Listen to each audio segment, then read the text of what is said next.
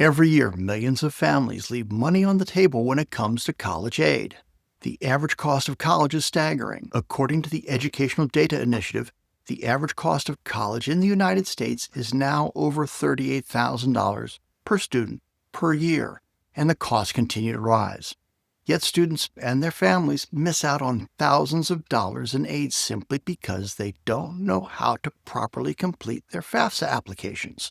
With the maximum Pell Grant for 2025-2026 at just under $7,400 and billions in additional aid, FAFSA accuracy is essential for families. I'm here to cut through the confusion and give you exactly what you need.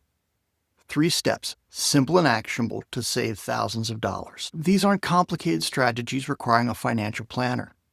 These are steps any parent can implement to potentially save thousands of dollars on college costs. The first critical step isn't about what you put on the FAFSA, it's about when you submit it. Timing here is everything.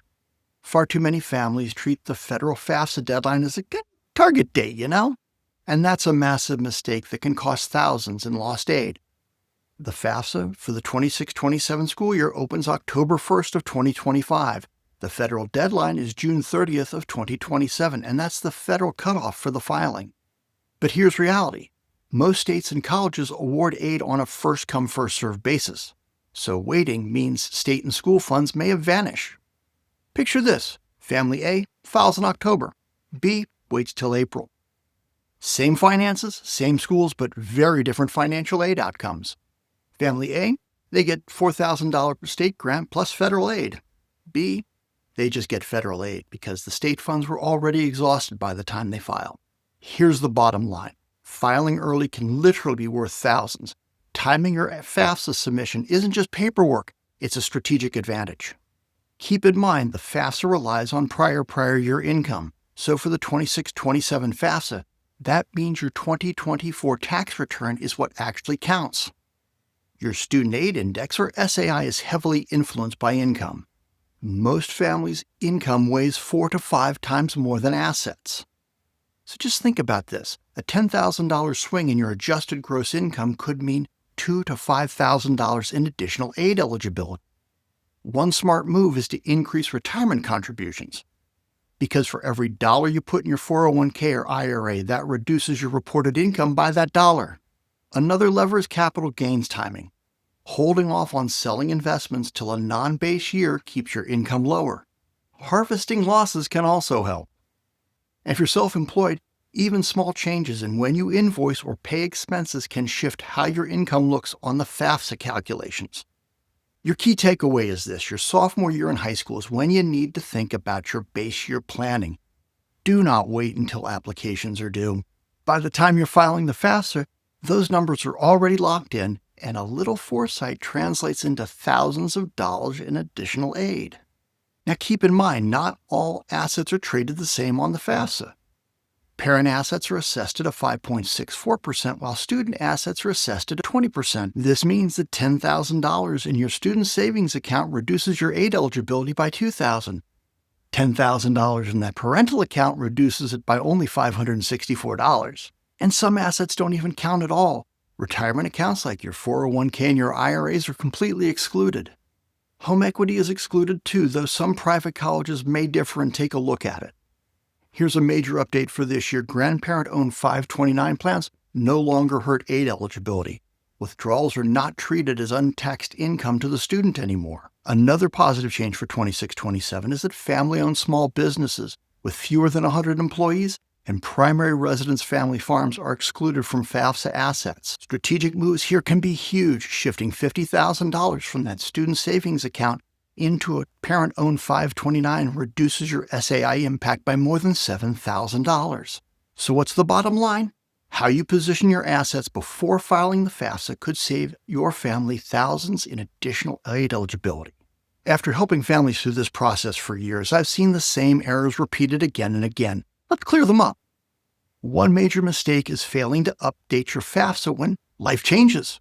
Job loss, divorce, medical bills, you could appeal through a professional judgment review. Another I see far too often is misunderstanding that multiple kids in college rule. It used to boost aid. Now the SAI is not divided among siblings automatically. Now, schools can still consider your situation, but there's no guaranteed discount anymore. Parents need to know this change before planning and setting expectations. Another big mistake is just skipping the FAFSA altogether. Many families assume they won't qualify, and that's a huge mistake, especially since FAFSA applications are used for merit aid. And finally, treating the FAFSA like a one and done. You must reapply every year, and aid eligibility can shift dramatically based on updated income or assets. Before moving on, let's bust a few common myths about the FAFSA that keep families from maximizing their aid. These misconceptions can cost you real money. Myth 1, I make too much to qualify. Why bother? That's wrong. Higher income families can still qualify for institutional aid or federal unsubsidized loans. Myth 2, filing late doesn't matter. I'm still in before the deadline. That's also not true. State grants and scholarships often have earlier deadlines. And myth 3, the FAFSA always hurts your aid. And that's false as well. Parent-owned 529s are treated favorably, and grandparent-owned 529s no longer reduce aid eligibility at all. Clearing up these myths help families see the FAFSA as a doorway, not a hurdle anymore, and filing is always worth it, regardless of how much you make. Okay, since you stuck with me this far, let's go a little deeper. These are advanced strategies that take some planning but can make a meaningful difference. If you need to sell investments to pay for school, think carefully about timing. Capital gains show up as income on the FAFSA calculations. Spreading those sales across years or waiting till a non-base year can minimize that impact. Timing matters here just as much as strategy. Business owners have some unique opportunities. The way business income and assets are reported can change the aid picture. Now, professional guidance often pays off here.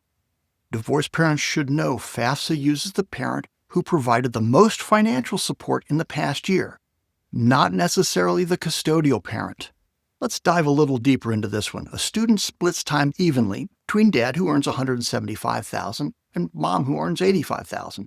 FAFSA looks at who actually provided more support. If mom provided more support, her numbers count. That could swing your SAI by tens of thousands of dollars. Don't assume. Calculate carefully before filing. And finally, student jobs. Yes, some income is sheltered, but significant wages can reduce eligibility. Sometimes parental support is financially smarter over the long term. Okay, I know those weren't the big 3 steps, but advanced planning can still be a game changer for maximizing your financial aid package. Let's wrap this up and put a bow on it. If your child is a sophomore, start planning for base year income now. Don't wait until it's too late and the numbers can't be adjusted. Juniors should review their asset structure and reposition where possible. Parents need to minimize student-owned accounts and optimize parental-owned assets. Seniors, file that FAFSA as soon as it opens October 1st. Waiting could cost you thousands in state or institutional funds. Keep in mind, the FAFSA is only part of the picture.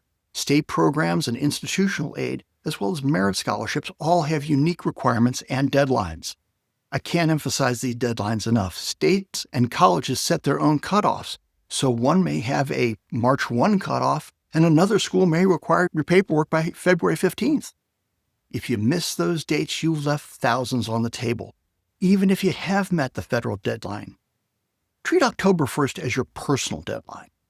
Folks, the key here is this: start early, stay informed, and be intentional with your financial decisions. Aid formulas change, and what worked before may not be working now. So, there you have it, your big 3 steps. File early, optimize your income, and structure your assets. Each can mean thousands more in aid. If you'd like personal guidance with a FAFSA strategy or 529 planning or a full college funding roadmap, I'd be glad to help you and your family. You can use the link in the description to schedule a consultation. Together, we can build a plan that protects your finances and supports your child's educational goals. Thanks for watching.